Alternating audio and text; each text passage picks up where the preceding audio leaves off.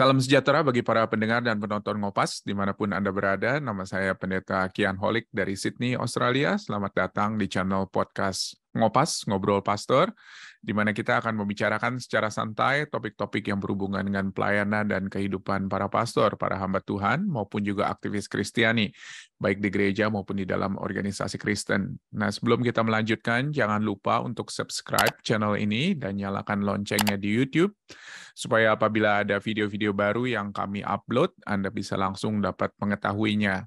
Dan jangan lewatkan kesempatan untuk bertanya, berinteraksi dengan para pembicara atau narasumber, ataupun juga saya sendiri di fitur pertanyaan yang ada di bawah video Anda di YouTube. Jangan malu untuk bertanya, apakah itu pertanyaan yang timbul dari diskusi kita berdua, maupun juga pertanyaan-pertanyaan lanjutan lainnya.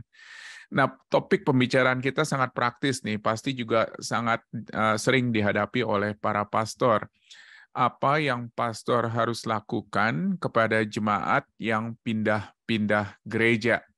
Saya yakin dan percaya ini bukan kasus khusus, bukan hanya di Australia atau di Indonesia, tetapi juga di berbagai macam tempat. Nah, bersama dengan saya ada Pendeta Michael Wu dari GKBJ, Gereja Kristen Baptis Jakarta di Depok. Selamat datang Pak Michael, apa kabar?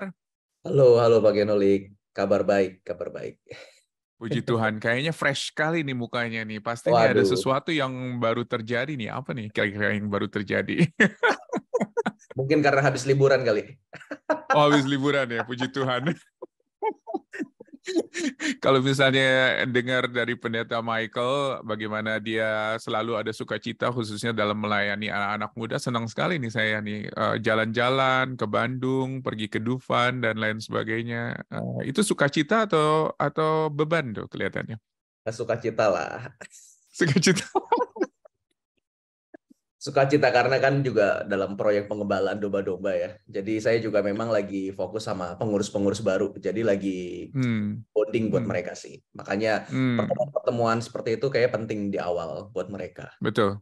Betul. Jadi bukan hanya programnya, tetapi juga bagaimana membina hubungan, relasi pribadi dengan masing-masing pemimpin, jalan-jalan bareng ke Bandung ataupun juga ke Dufan. Saya rasa itu akan memberikan kekuatan ya bagi hubungan antara para pastor dengan gembalanya, ya. Dengan domba-dombanya maksud saya. Iya. Nah, ini topik yang sangat menarik nih. Apa yang pastor harus lakukan kepada jemaat yang pindah-pindah gereja? Menurut saya ini topik menarik, buat saya menarik karena sekali lagi kita menghadapi hal ini. Tetapi ketika kita mencoba melihat dari Alkitab, apa yang Alkitab katakan, Alkitab nggak pernah tuh bicara bagaimana solusinya kepada jemaat yang church hopping, ya kita sering sebut, atau pindah-pindah gereja. Karena boleh dikatakan di dalam gereja awal di Alkitab tidak ada orang yang church hopping. Kalau mereka Pertama-tama, berkumpul ya. betul. Pertama-tama karena di setiap daerah, di setiap tempat hanya ada satu kelompok kecil yang bersekutu bersama-sama, memuji, memuliakan Kristus, mendengarkan firman Tuhan, dan itu ada di dalam konteks gereja rumah, atau bahkan juga ada beberapa yang di tempat publik begitu. Tetapi boleh dikatakan tidak ada yang disebut sebagai church hopping. Tetapi menurut saya satu hal yang sangat menarik, yaitu dari Ibrani 10 ayat 25 ya, saya akan bacakan. Janganlah kita menjauhkan diri dari pertemuan-pertemuan ibadah kita seperti dibiasakan oleh beberapa orang, tetapi marilah kita saling menasihati, semakin giat melakukannya menjelang hari Tuhan yang mendekat. Saya rasa ayat ini ayat yang cukup terkenal, dan ayat ini mendorong kita untuk kita boleh dikatakan saling menasihati di dalam pertemuan-pertemuan kita. Jadi bukan hanya untuk kita bertemu, tetapi jangan untuk kita undur untuk bertemu. Tetapi untuk kita saling menasihati, saling mendorong, Dan ini nggak mungkin dilakukan kalau misalnya kita pindah-pindah gereja. Betul nggak, Pak Michael? Yes. Sangat tidak mungkin kalau misalnya kita lakukan ini dengan pindah-pindah gereja. Jadi mau tidak mau kita harus ada di satu tempat untuk kita bisa melakukan hal-hal tersebut, ya. Belum lagi perintah-perintah dari Alkitab lainnya untuk kita misalnya mengusahakan karunia-karunia rohani dan juga beberapa hal nanti yang akan kita bicarakan. Jadi nggak mungkin sepertinya untuk seseorang church hopping dari satu tempat ke tempat lain hanya sekedar untuk mendengar misalnya pembicara-pembicara yang bagus dan lain sebagainya. Seseorang harus ada, atau seorang pengikut Kristus harus ada di satu tempat untuk bisa bertumbuh di satu tempat bersama dengan satu komunitas yang Tuhan percayakan kepada dia.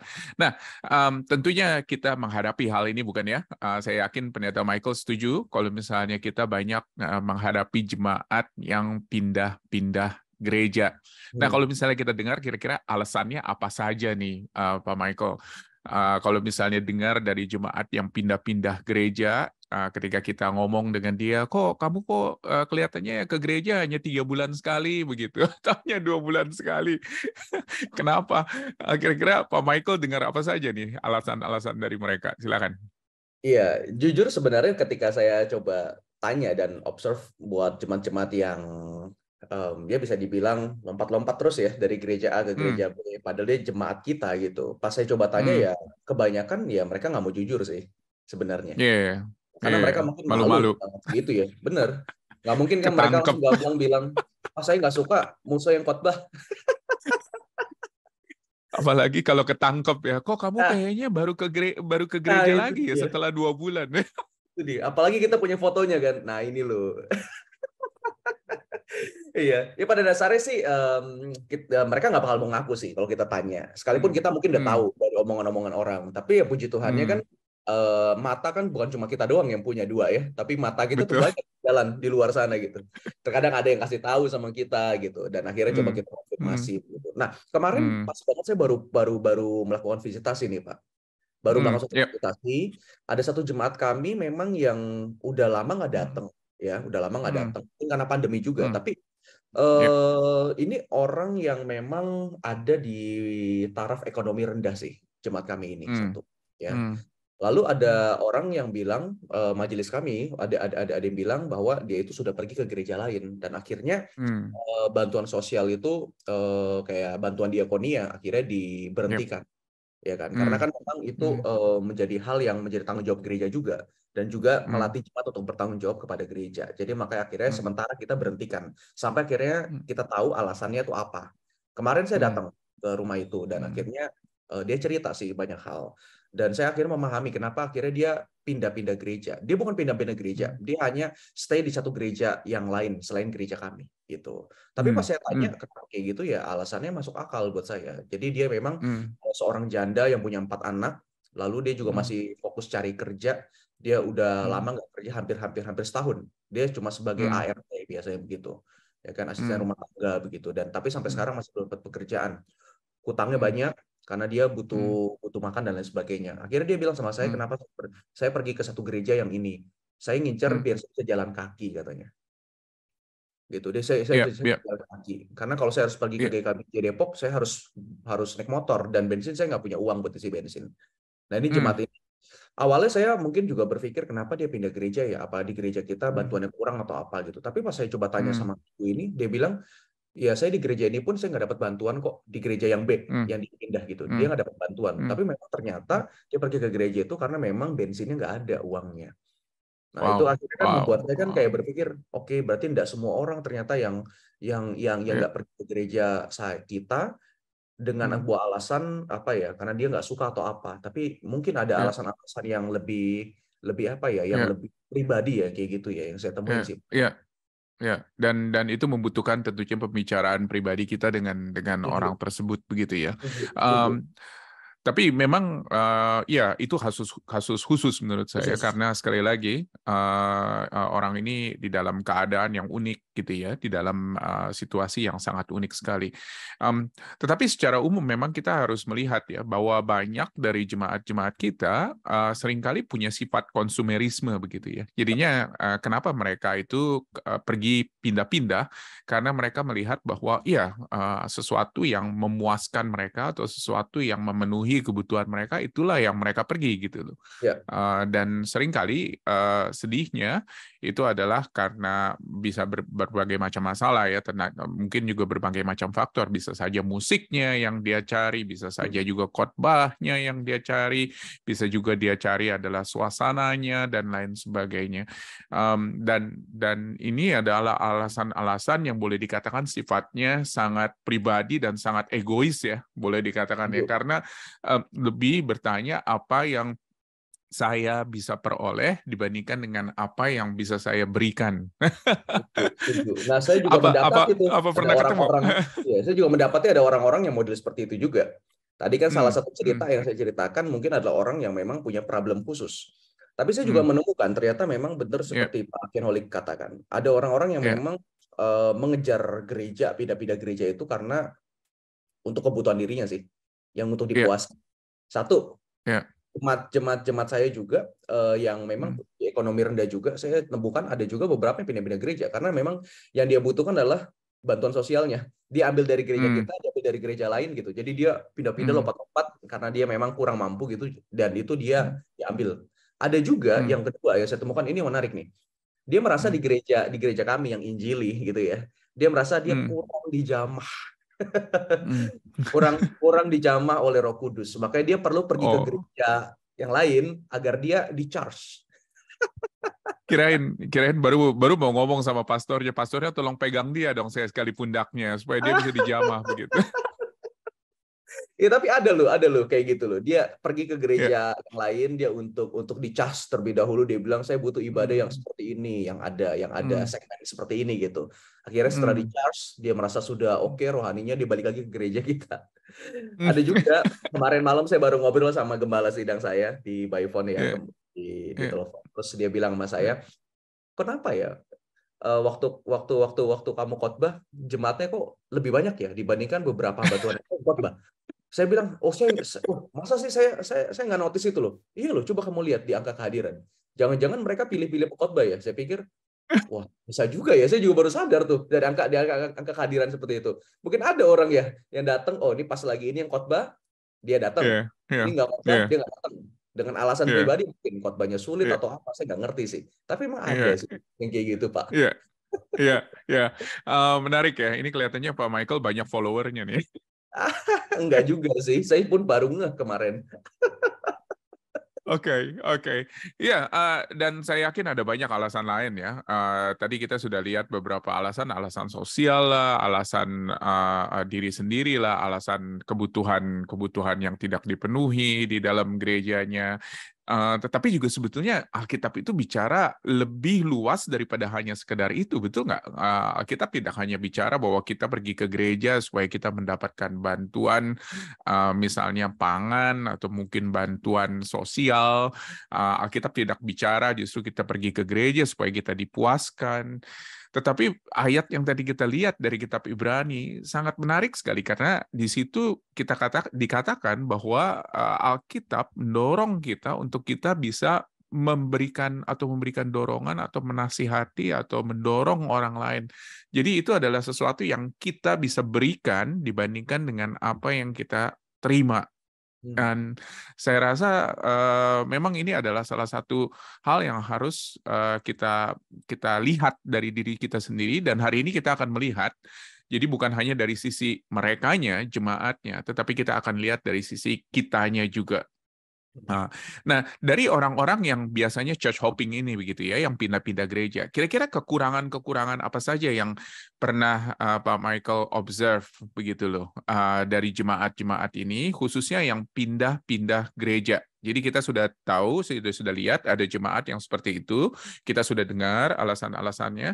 Nah, kekurangannya apa dari jemaat-jemaat yang seperti demikian kalau mereka pindah-pindah gereja? Silakan. Ya, saya pikir ketika mereka pindah-pindah gereja, kekurangan dari mereka adalah mereka nggak mungkin menemukan apa yang mereka kejar sebenarnya dari gereja itu.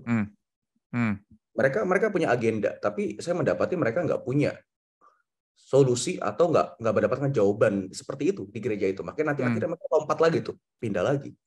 Gereja C, pindah lagi ke gereja D. Saya lupa ada satu juga Pak alasan sebenarnya apa mereka pindah gereja. Ya mungkin ada mereka yang nggak kurang sakit hati dengan pemimpin. Sakit hati atau ada miss hubungan ya. Jadi kerusakan hubungan ya. Betul. Akhirnya mereka keluar dengan sebuah kekecewaan kan. Nah, ketika mereka berharap gereja yang B itu better dan yang kemarin yang nggak taunya worse. ya betul ya kan, masuk dengan hati yang seperti itu, yang sakit, ya akhirnya keluar dengan hati yang sakit lagi di gereja itu. Dan memang banyak kayak gitu juga sih ya. Aku melihat bahwa memang kekurangan dari mereka adalah ya mereka nggak mungkin bisa menemukan gereja yang sempurna seperti apa yang mereka pikirkan ketika mereka masuk ke gereja itu sih. Betul. Jadi mungkin gereja harapan ini pada akhirnya hanya ada di harapan saja begitu ya, tidak ada sebuah kenyataan. Karena memang pada kenyataannya seperti apa begitu loh gereja yang diinginkan, sesempurna apa gerejanya, sebagus apa pengkhotbahnya, atau mungkin sebagus apa gembalanya.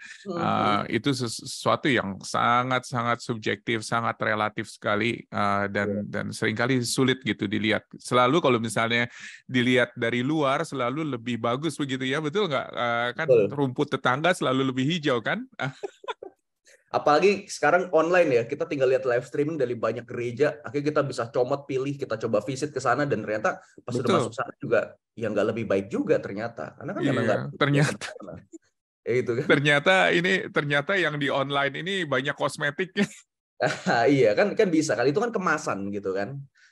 Betul. Jadi yang memang saya dapetin yang saya lihat kekurangan juga dari mereka adalah ya mereka tentunya mereka ya nggak punya komunitas yang deep lah ya buat mereka ya, yang dalam gitu buat mereka, agar mereka itu kayak bisa kenal, bisa sharing, bisa nikmatin Tuhan bersama-sama. Mereka nggak punya itu kekurangannya, karena mereka sudah datang gereja, dengar, nyanyi, pulang, tapi mereka nggak masuk ke itunya, ke komunitas kecilnya. Karena kan setiap gereja saya pikir punya lah komunitas yang betul-betul intinya gitu. Nah, mereka nggak mungkin bisa masuk ke sana sih. Dan masalah Tuhan, ya kita harus jujur, ya mereka nggak akan tumbuh dengan cara seperti itu kan. Itu mungkin kekurangan yang saya mungkin bisa lihat secara umum ya. Dan juga yang saya pernah lihat juga adalah sebetulnya perpindahan gereja ini hanyalah merupakan semacam kayak langkah awal di mana seseorang itu pada akhirnya keluar dari Tuhan, dari iman, begitu. Saya pernah lihat beberapa kasus ya. Jadi dia nggak puas di satu gereja, dia pindah ke gereja lain. Ternyata di gereja lain juga dia nggak puas, dia pindah lagi ke gereja lain, dan seterusnya. Dan pada akhirnya itu hanyalah merupakan sebuah langkah awal untuk dia pada akhirnya keluar dari iman sama sekali, tidak ke gereja sama sekali. Dan itu yang sangat menyedihkan gitu loh, karena sekali lagi ya, ternyata pertumbuhan yang memang optimum begitu hanya bisa diperoleh ketika seseorang itu ada di dalam satu komunitas. Karena komunitas itu for better or for worse begitu ya istilahnya, itulah yang akan membentuk orang tersebut. Kekurangan satu lagi menurut saya adalah di dalam pertumbuhan lah, jelas lah. Jadi kalau misalnya kita ngelihat di dalam pertumbuhan, kita nggak melihat satu pertumbuhan yang sangat holistik pada akhirnya, karena sekali lagi orang yang pindah-pindah itu pada akhirnya mereka nggak pernah ada di dalam satu komunitas di mana mereka bisa dibentuk dengan bulat begitu loh, menjadi satu manusia Kristen yang memang sesuai dengan apa yang Tuhan inginkan. Nggak gampang sih ini memang ini ya, tetapi kita melihat kasus-kasus ini. Ada hal lain yang ingin ditambahkan, kekurangan lain mungkin yang pernah diamati? Iya, saya pikir yang tadi saya omongin itu udah yang paling saya lihat sih ya secara umum ya. Ya, baik. Nah, memang sekarang kita harus memberikan solusi ya, jangan hanya sekedar kita melihat problem dan kita point, oh ini kamu problem, ini kamu pindah-pindah gereja, ini kamu kenapa begini dan begitu. kita juga sebagai gembala kita harus membantu para domba-domba kita yang suka pindah-pindah kandang, begitu loh istilahnya, untuk memberikan solusi bukan kepada mereka dan solusinya itu seperti apa, hal-hal apa yang bisa kita sarankan kepada mereka. Menurut saya ini jauh lebih penting begitu ya, karena kita kepingin domba-domba ini untuk bisa punya satu kandang yang tetap dan bertumbuh di dalam kandang tersebut. Tetapi solusinya apa begitu loh maksudnya. Silakan Pak Michael terlebih dahulu, mungkin nanti saya tambahin sedikit-sedikit. Silakan. Kalau bicara soal solusi apa yang bisa kita berikan ke jemaat ya tentu saya berpikir hal yang paling sederhana itu adalah menarik mereka masuk ke dalam komunitas yang lebih inti. Jadi jangan cuma sekedar datang ke gereja lalu cuma lihat kulit akhirnya pulang. Karena buat saya ketika mereka cuma mempraktikkan hal itu, mereka nggak bakal ngerti tuh esensi gereja tuh sebagai sebuah persekutuan, ya kan? Esensi gereja untuk nikmatin dan memuliakan Tuhan itu seperti apa? Mereka nggak mungkin bisa sampai ke titik itu lebih dalam. Kalau mereka cuma sekedar ngelihat gereja sesuai dengan apa yang mereka pikirkan, sesuai dengan lensa mereka, gitu. Mungkin mereka nggak mungkin bisa temukan itu kan pada akhirnya. Makanya saya berpikir untuk mereka, ya saya akan menyarankan, yuk daripada kamu lompat-lompat, kamu coba masuk ke komunitas ini. Kamu coba nikmatin Tuhan. Gitu. Nah, di gereja kami itu kebetulan ada ibadah wilayah, Pak. Jadi kami punya wilayah Depok itu bisa kita bagi ke wilayah, minimal 4 wilayah itu ada di Depok. Jadi orang-orang yang cuma tinggal di wilayah A, mereka akan ada ibadah di sana per tiap bulan tuh ada 4 kali gitu. Di wilayah berbeda-beda. Berarti kemungkinan besar satu wilayah 1 bulan tuh 1 kali bisa di rolling gitu. Ya saya kan kami akan coba usaha untuk mendata mereka dan mereka masuk ke dalam wilayah itu. Jadi ketika mereka kenal satu dengan yang lainnya, nah saya berharap pengenalan mereka dalam kasih antar sesama itu juga bisa lebih mengikat mereka sih. Agar mereka tuh bisa lebih diikat untuk datang ke gereja tuh bukan sekedar memuaskan apa yang mereka inginkan atau cuma ngeliat gereja tuh dari sisi yang lain, tapi coba masuk ke dalam, tahu dapurnya dan bertumbuh bersama di situ. Ya mungkin langkah yang kayak gitu yang saya bisa lakukan dan kami bisa lakukan sih sejauh ini ya di Depok ya. Jadi kami coba follow up mereka yang memang mereka datang gereja cuma biasa-biasa aja, kami coba masukkan mereka ke dalam komunitas-komunitas yang lebih kecil seperti itu. Biar mereka lebih ngalamin pertumbuhan bersama sih. Kita nggak mungkin lewat khotbah cuma Betul. Dan justru di dalam komunitas yang lebih kecil itulah hal-hal yang tadi kita sudah bicarakan yang dari kitab Ibrani pasal 10, disitulah bisa dipraktekkan begitu ya. Karena sekali lagi bagaimana caranya kita bisa saling mendorong, kita saling menasehati. Kalau misalnya kita ada di tengah-tengah mungkin 200 orang, 300 orang, sangat tidak mungkin kan? Betul nggak? Tetapi kalau kita ada di tengah-tengah 10, 15 orang, itu jauh lebih mudah untuk kita bisa saling menasehati, untuk bisa kita saling mendorong satu dengan yang lain. Dan juga menurut saya ada prinsip-prinsip Alkitab lain sih sebetulnya sih. Misalnya contohnya dari Yakobus 5 ayat 16 contohnya mengenai mengaku dosa dan saling mendoakan. Itu nggak mungkin terjadi kan di dalam kelompok 200-300 orang. Betul. Itu semuanya hanya bisa terjadi di dalam kelompok kecil. Jadi saya setuju sih kalau misalnya kita harus memasukkan mereka atau istilahnya memarketing dan menjual kelompok kecil itu sebagai sesuatu yang menarik bagi jemaat kita supaya mereka bisa masuk ke dalam kelompok kecil itu dan menjadi bagian daripada kelompok kecil itu. Dan saya rasa itu adalah salah satu hal yang sangat krusial sekali. Mungkin solusi yang lainnya yang saya bisa tawarkan itu adalah bertanya kepada mereka bahwa pada akhirnya pertumbuhan seperti apa sebetulnya yang mereka harapkan. Jadi mungkin dari mereka kepingin otaknya diisi, mereka kepingin hatinya mungkin disegarkan, atau mereka kepingin ada sesuatu yang mereka bisa kerjakan dengan tangan mereka dan lain sebagainya. Tetapi pada akhirnya ini adalah proses edukasi menurut saya kepada mereka, karena sekali lagi pertumbuhannya itu kita nggak mau kan ya, satu manusia itu pada akhirnya cuma kepalanya yang gede atau mungkin hatinya yang gede begitu, atau tangannya yang besar gitu ya dibandingkan dengan, tetapi kita kepingin semuanya itu jadi dan semuanya itu menjadi seimbang pada akhirnya. Dan itu adalah sebuah proses edukasi sih menurut saya yang harus kita berikan kepada jemaat kita. Jadi sama sekali sebetulnya church hopping itu tidak memberikan sebuah solusi terhadap apa yang mereka cari sebetulnya, apa yang mereka inginkan. Tetapi di dalam kelompok kecil, di dalam keterbatasan, di dalam kekurangan, disitulah sebetulnya mereka bisa melihat pertumbuhan tersebut. Sangat menarik sih sebetulnya menurut saya, karena sekali lagi ya, kelompok kecil kan penuh dengan banyak kekurangan kan, betul? Iya, betul. Orangnya dia lagi begitu.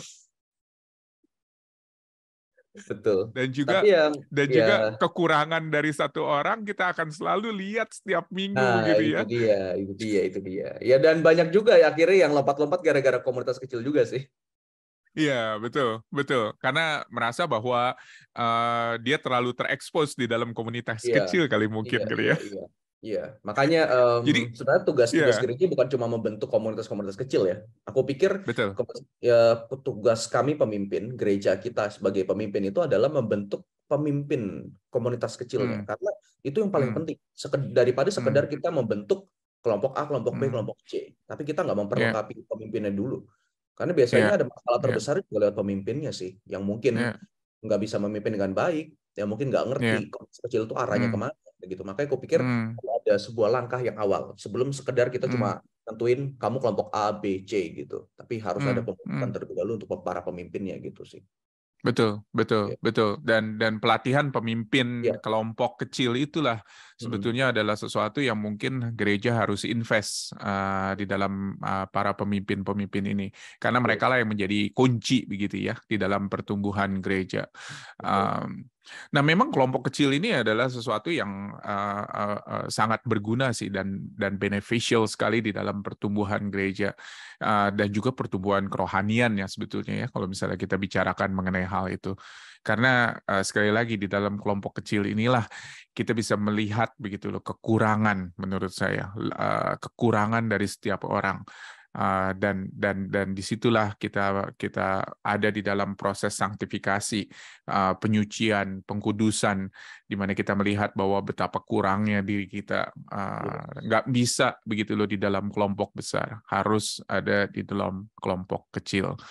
Jadi mungkin hal-hal itu ya yang bisa kita sarankan kepada mereka ya, untuk mereka masuk ke dalam kelompok kecil, untuk mereka ikut serta di dalam pelayanan dan bukan hanya sekedar dilayani, karena disitulah mereka akan merasa belong dan mereka akan merasa menjadi bagian dari sebuah komunitas.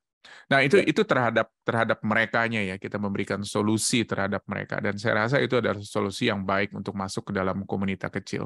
Nah, sekarang kita mengaca nih ke dalam diri kita sendiri nih ya, sebagai pastor, dan tentunya ada banyak hal juga yang harus kita perbaiki sebagai pastor, karena sekali lagi kenapa ada church hopper, pasti adalah ada sesuatu yang mereka cari yang tidak mereka temukan. Apa yang harus kita lakukan sebagai pastor? Silakan Pak Michael terlebih dahulu dan nanti saya akan tambahkan lagi. Iya, ada beberapa. Yang pertama mungkin kalau buat saya pribadi ya, seorang pastor itu harus otentik dulu sih ya. Sebelum dia bisa melakukan introspeksi banyak, lalu dia juga bisa melakukan sesuatu dari dirinya. Aku pikir penting buat setiap kita tuh harus otentik dulu sih. Otentik itu artinya apa sih? Artinya tuh kita mengakui aja dalam diri kita, minimal buat kita pribadi ya, antara diri kita sendiri dengan Tuhan, bahwa memang kita itu nggak bisa menyenangkan semua orang. Kita nggak bisa menyenangkan semua orang, dan karena alasan itu ya kita harus apa adanya di hadapan mereka juga.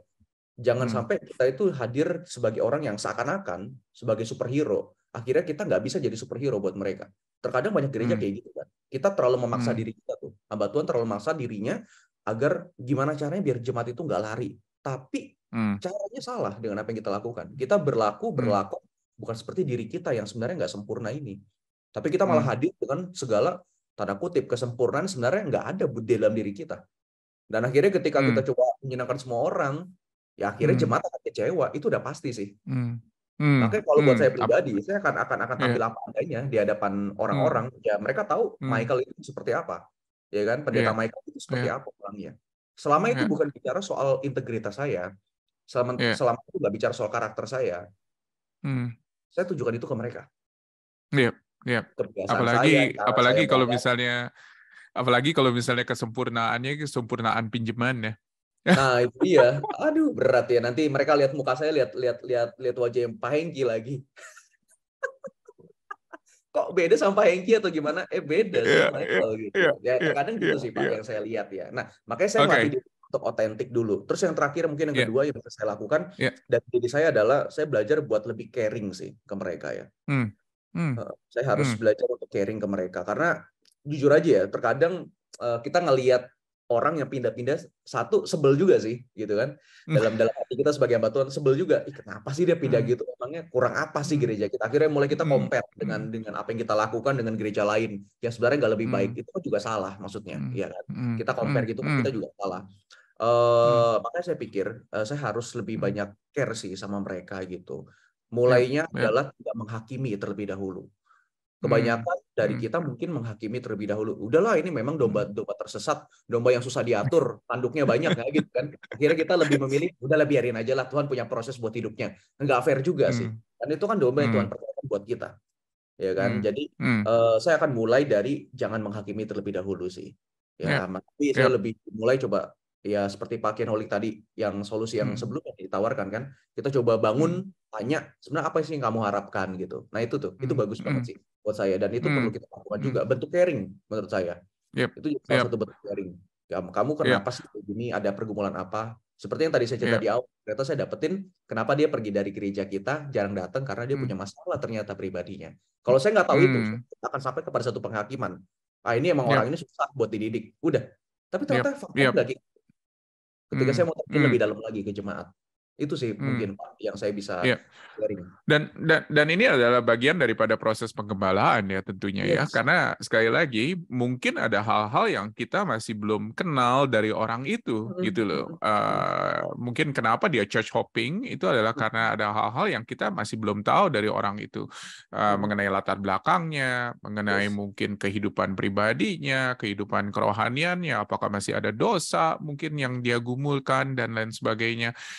Jadi menurut saya in any case ini adalah satu proses penggembalaan yang harus kita lakukan juga gitu loh kepada orang-orang yang sudah ada di dalam kandang yang Tuhan percayakan kepada kita. Dan saya rasa ini adalah proses yang perlu perhatian dan perlu pembicaraan yang intensif satu dengan satu sehingga keterbukaan itu bisa terjadi dan pada akhirnya penggembalaan yang efektif juga bisa terjadi kepada orang tersebut. Makasih Pak Michael, saya rasa itu penting sekali sih otentisitas dengan caring ya tadi ya yang mungkin menjadi refleksi kita.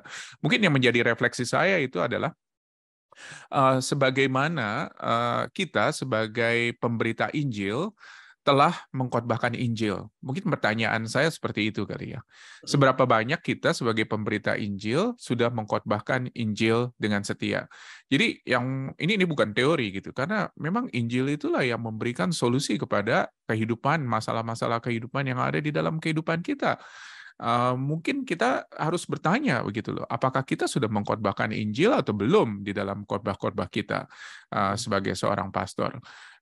Jadinya hal yang pertama ialah untuk melihat kembali siapa kita. Kita adalah orang-orang yang sudah dipercayakan dengan berita Injil, dan kemudian apakah kita sudah berbicara mengenai Injil itu.